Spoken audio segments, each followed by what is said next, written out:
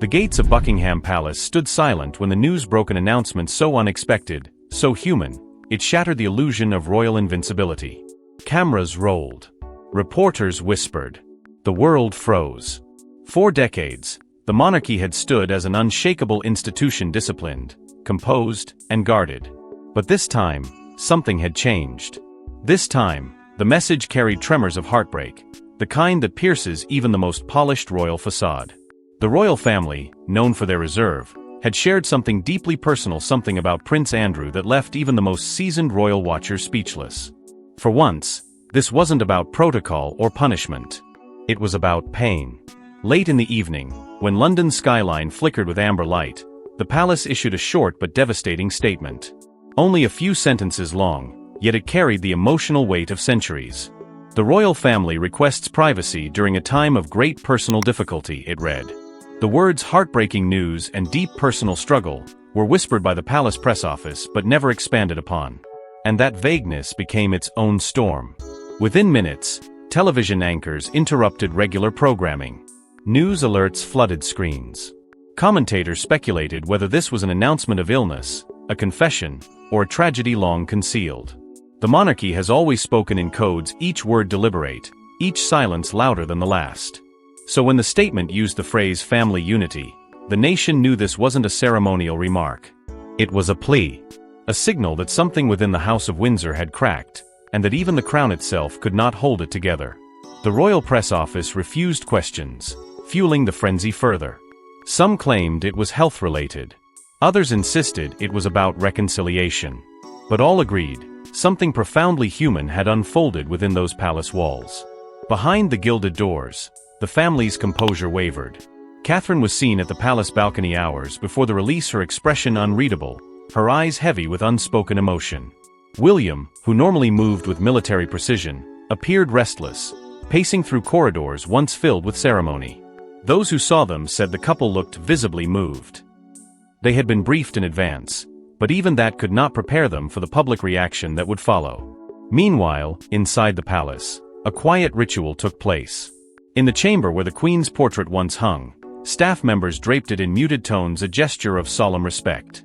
It wasn't mourning, but something close to it.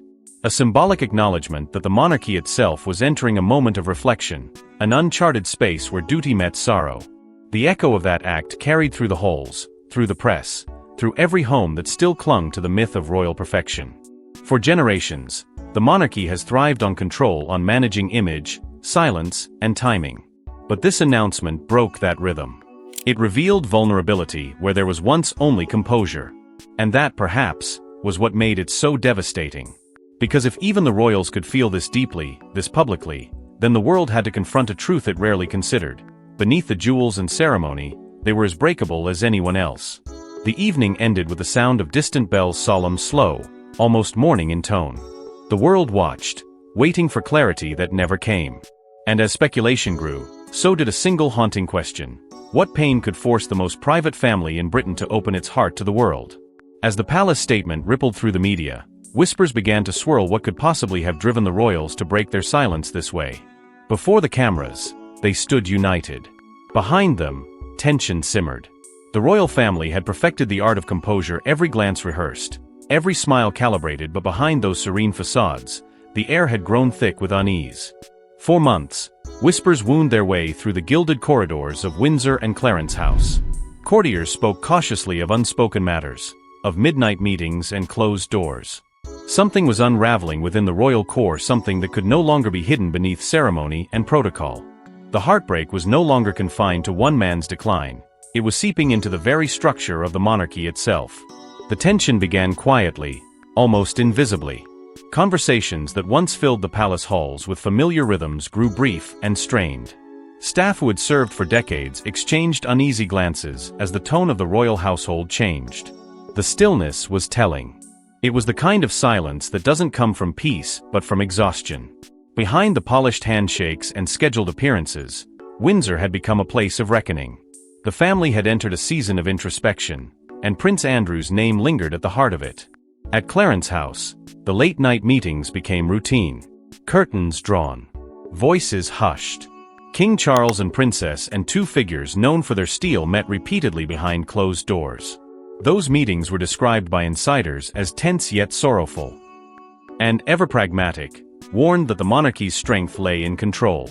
Charles, newly burdened with the crown, saw something else: the cost of silence. They weren't arguing over image.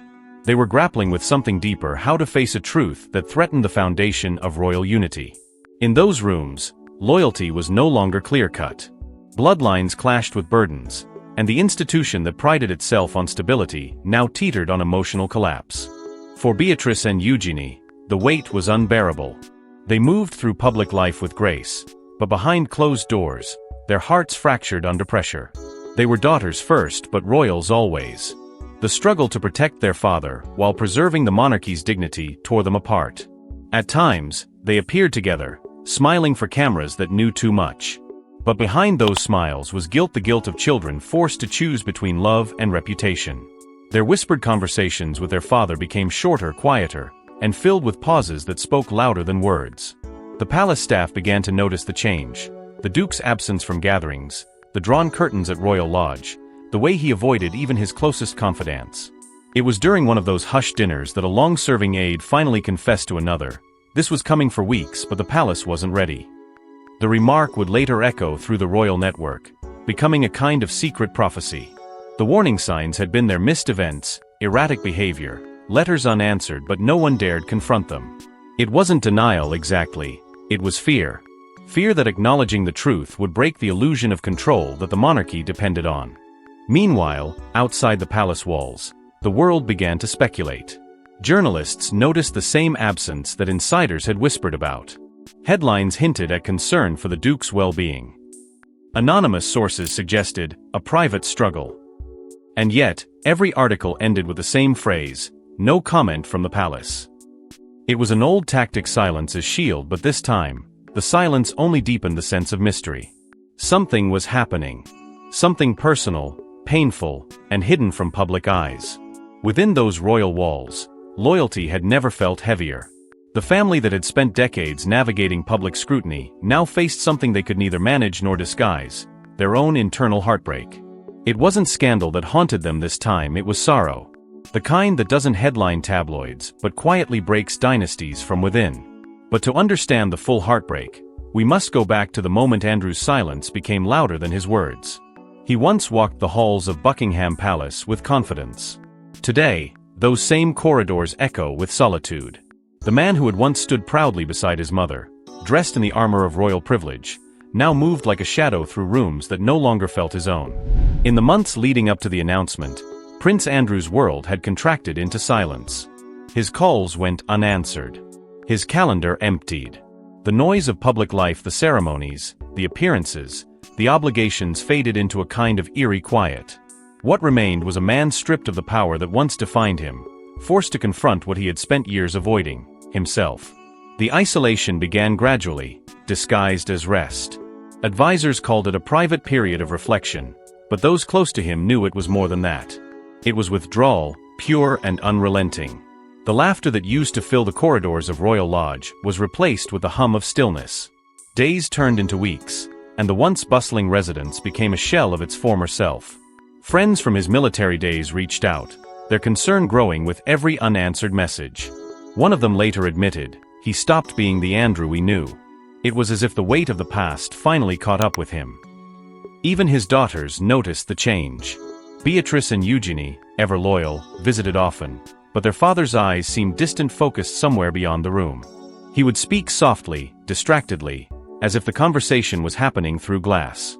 He missed birthdays, lunches, quiet family gatherings at Windsor.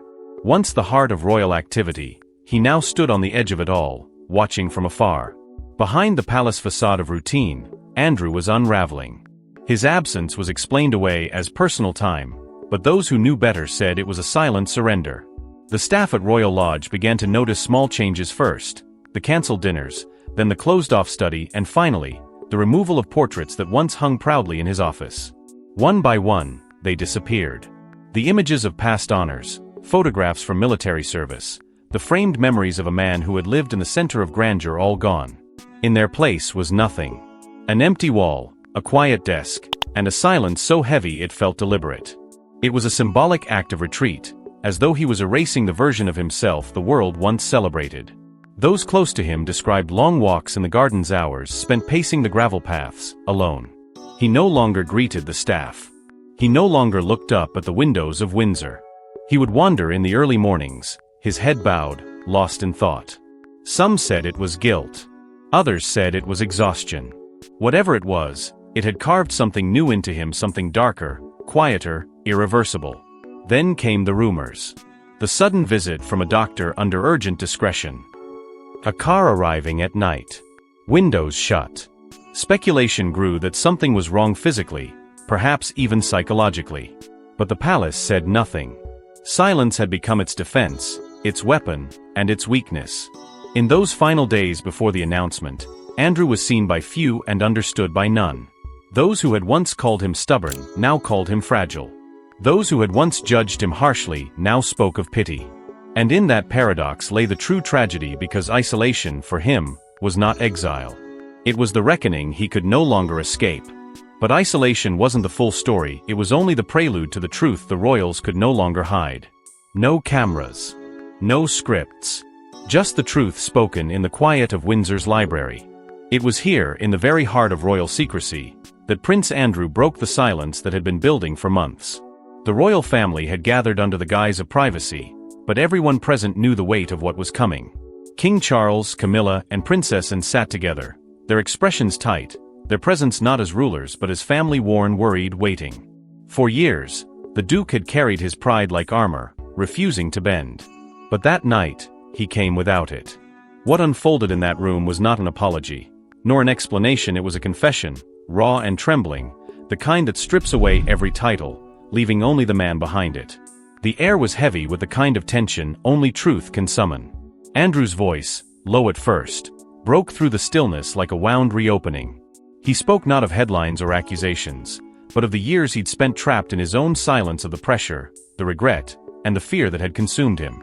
For the first time, the family saw not defiance, but defeat. King Charles, known for his composure, said nothing. He simply listened, his eyes steady yet distant, as if weighing the cost of every word. Anne's jaw tightened, not out of anger, but grief. She had always believed her brother's greatest weakness was his refusal to face himself. Now, she saw him doing it, and it broke her heart. Camilla, ever the strategist, leaned forward, her tone softer than expected.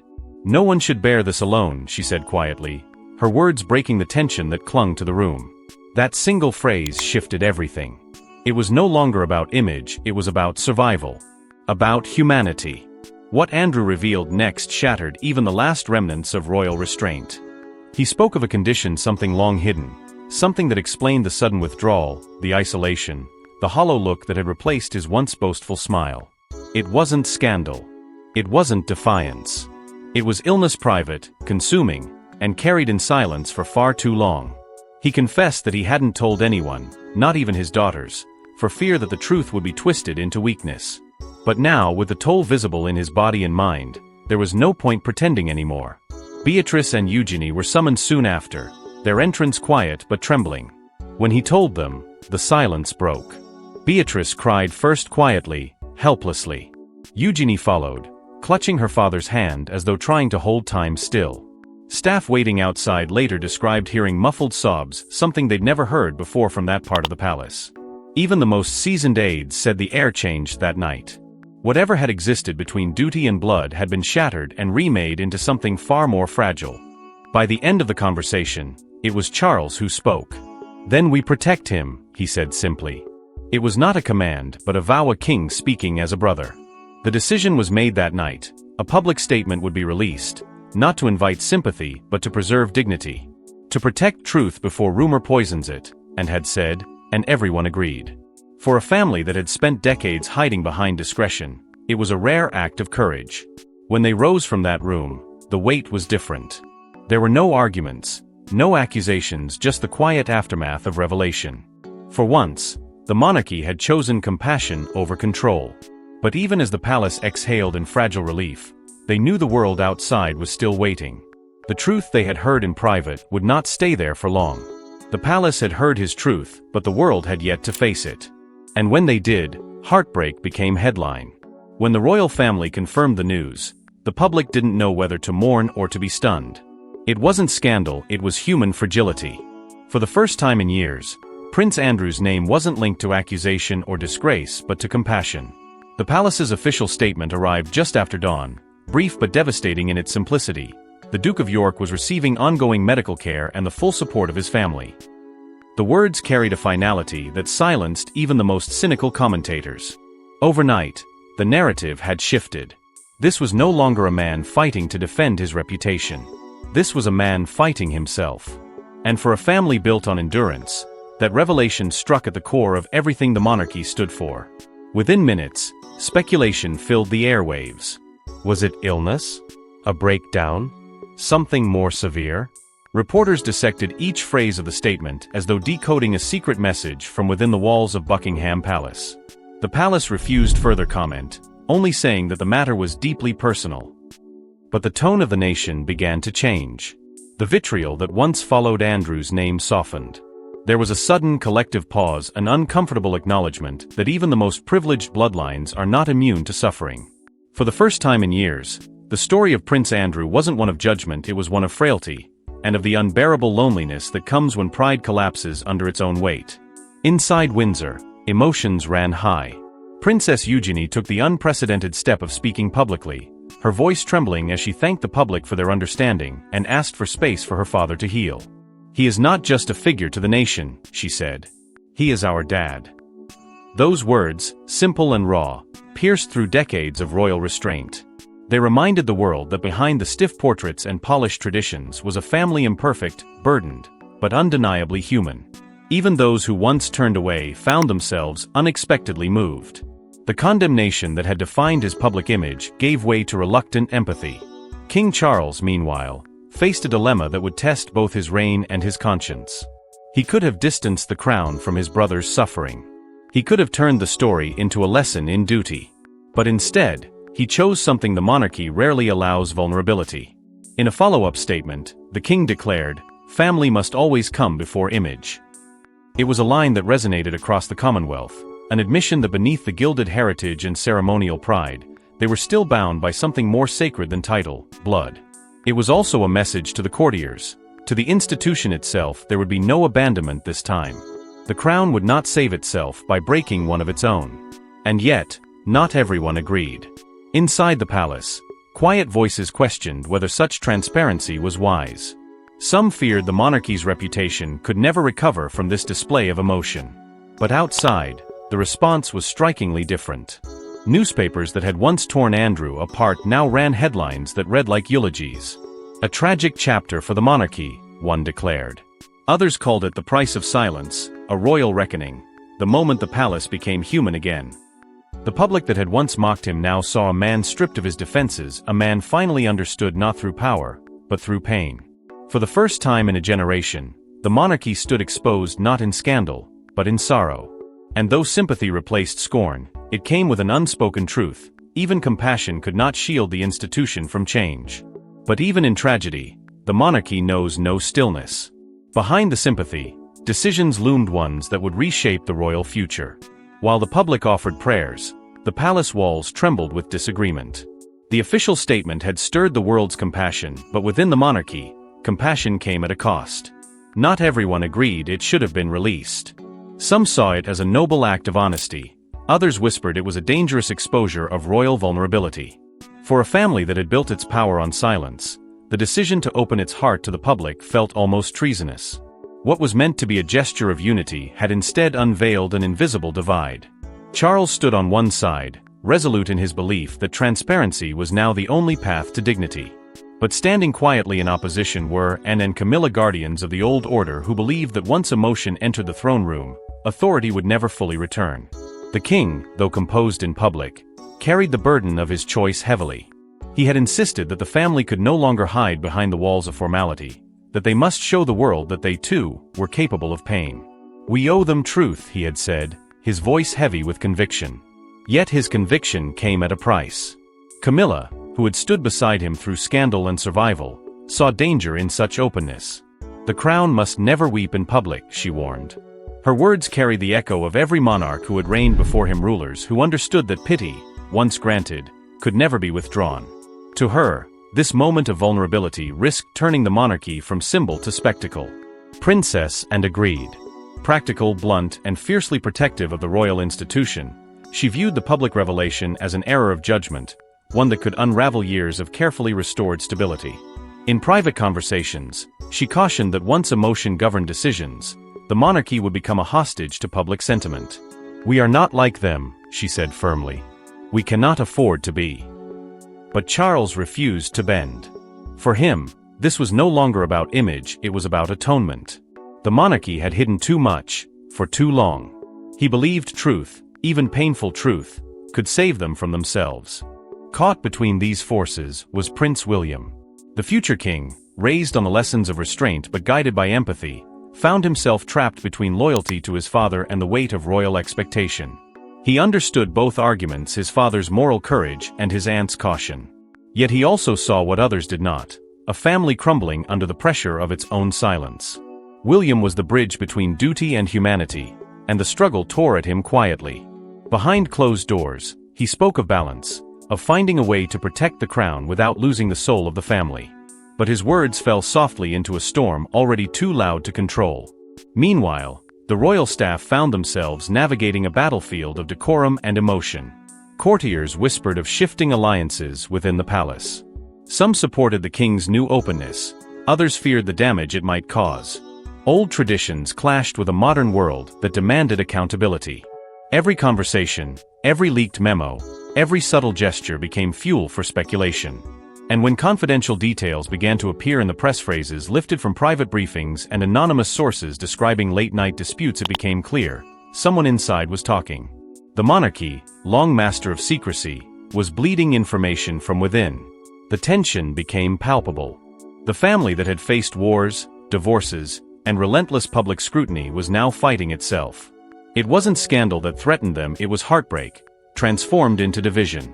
In the quiet moments, Charles wondered whether his choice had freed the monarchy from its chains or fractured it beyond repair. The question lingered in every meeting, every silence, every hesitant glance across the table. But as the divide deepened, a single act would soon shift everything. While words clashed and tempers simmered behind palace walls, one person chose a different path. It was Catherine's quiet move away from the cameras that transformed grief into grace. They said she arrived without security, wearing no crown, just compassion. The visit was not on any royal schedule, not approved by advisors, and not meant for the public eye. Yet, it would become one of the most significant moments in the monarchy's recent history. In the shadowed calm of Windsor's royal lodge, Catherine came quietly, carrying not authority, but understanding. It was a meeting few would ever know about, and even fewer would comprehend. She hadn't come as the future Queen of England. She had come as a woman, one who had seen a family unravel and refused to let the final thread break. The Royal Lodge, once a place of laughter and ceremony, had become a house of silence. When Catherine entered, she found a man diminished, not by scandal alone but by sorrow itself. For months, Prince Andrew had lived surrounded by the echoes of his own choices, the silence of his family, and the burden of headlines that no longer defined him, but consumed him. His fall had been public, but his suffering was painfully private. And now before him stood someone who represented everything he had lost: dignity, grace, and purpose. What was said in that conversation remains locked away within those walls, but sources close to both describe it as raw, honest, and deeply human. Catherine did not come to lecture or to pity. She came to listen. For hours, they spoke not of the past that could not be changed, but of the weight of carrying it. Those present later said there was a stillness in that exchange, a rare silence that wasn't awkward but redemptive. For perhaps the first time in years, Andrew's defenses crumbled. His words were few but telling: "You've done more by being here than anyone else." It was not gratitude, it was recognition. A moment of clarity from a man who had lived too long in the shadows. What Catherine did next became the act that palace insiders would describe as the moment the monarchy remembered its heart. As she rose to leave, she removed her ring, a simple band worn beneath her wedding ring, and placed it on the table. "For strength," she said softly. It wasn't a royal gesture, nor a symbolic act for cameras. It was something greater, a bridge between guilt and grace. That ring, left behind, was not about power or pity. It was about reminding him and perhaps the family itself that compassion could still exist within the House of Windsor. Word of her visit spread quietly through palace corridors. Those who had grown weary of division, those who had whispered of tension between the king and his siblings, felt something shift. Catherine's decision had done what public statements and official appearances could not. It humanized the monarchy once more. Suddenly, the narrative of heartbreak turned into one of healing. Even critics softened, remarking that the princess had brought warmth to an institution that too often felt cold. Beatrice and Eugenie, hearing of the visit, were moved to tears. They said it was the first time in months their father smiled. Within days, the mood across the royal household changed. It wasn't triumph, and it wasn't forgiveness in full, but it was a beginning. Catherine's quiet act of empathy had broken the emotional stalemate that had gripped the palace. The tension between image and humanity had finally met its reckoning. Yet, as the royal family drew a collective breath of relief, there was still a shadow lingering over the walls of Windsor. Because compassion, no matter how pure, cannot erase the past. And as Catherine left the royal lodge that evening, the family would soon learn that one act of grace could not stop what was coming next. But compassion alone couldn't heal the damage. Something darker still loomed behind the palace curtains. Just when the public thought the story was over, a discovery reignited the storm. A letter handwritten by Prince Andrew, sealed and addressed to his family, was found days after the official announcement. It was tucked away inside a private drawer at Royal Lodge, its envelope worn, its words penned in the uneven handwriting of a man who had wrestled with his own silence for too long. The aide who found it hesitated before handing it over to palace officials, unaware that the contents of that fragile document would ripple through the monarchy like an aftershock. It wasn't a royal declaration. It was something far more haunting: a farewell, a confession, and a plea for forgiveness, all bound within a few pages of ink-stained honesty. At first, the palace tried to contain it. Only a few were allowed to read the letter: King Charles, Camilla, Princess Anne, and later, Beatrice and Eugenie. But even within that small circle, its emotional force was undeniable. Leaks emerged almost immediately, spreading whispers across the press that the letter contained not apologies for public scandal, but something deeper: a reckoning with self. Those who had seen it spoke of passages filled with regret, atonement, and a heartbreaking acknowledgement of the legacy I failed to honor. It was said to read like the last words of a man who finally understood the cost of his choices, not just to the monarchy, but to his own humanity. When King Charles received the letter, his composure faltered for the first time since the entire ordeal began. Those close to him described his reaction not as anger or shame, but sorrow, a sorrow that comes only when you realize it's too late to fix what's been broken. He read it privately in his study, then again later that night, alone. Camilla reportedly urged him to rest, but he refused. To Charles, the letter was more than confession, it was consequence. It forced him to see his brother not as a fallen figure, but as a man desperate to be heard. One insider described it as a cry for peace that came too late to be answered. The emotional tremor spread quickly beyond the palace gates. When the news broke that a letter existed, the public's empathy deepened. Crowds gathered outside Buckingham Palace and Windsor Castle, not to protest, but to stand in quiet reflection. Candles flickered along the gates, handwritten notes appeared overnight, and strangers spoke of the pain of watching a family so powerful, yet so fractured, reveal its most human side. For a brief moment, the monarchy was not an institution, it was a mirror, reflecting every family that had ever loved, lost, and struggled to forgive. As details of the letter continued to surface, one passage stood out above all. If I have failed the crown, it was never out of defiance, but of blindness to what truly matters. In losing the world's respect, I learned the value of grace. Those words, though never officially confirmed, resonated like a confession for an entire dynasty. And when the palace announced that flags would be lowered across royal estates in solemn reflection, it felt less like ceremony and more like a nation mourning not a prince, but a man undone by his own truth. But even in its heartbreak, the letter brought an odd sense of closure. It didn't absolve him, nor erase the past, it simply gave it meaning. Within those pages, the monarchy found what it had long forgotten: humility. The letter became more than a private message, it became a symbol of something the royal family had resisted for centuries: the power of vulnerability. And yet, in the midst of sorrow, one final moment of truth would seal Prince Andrew's place not as a prince, but as a man. History may remember him for controversy, but the nation will recall this moment, the day the monarchy revealed its humanity. For years, Prince Andrew had been defined by his downfall, his name shadowed by the weight of public judgment. But when the truth emerged, when the palace finally spoke not with formality, but with feeling, it shifted something deeper in the national consciousness. The royal family's announcement wasn't just about loss or decline. It was about courage. It was about facing what the monarchy had always feared most: emotion. For the first time in living memory, the crown did not hide behind its grandeur. It admitted its fragility.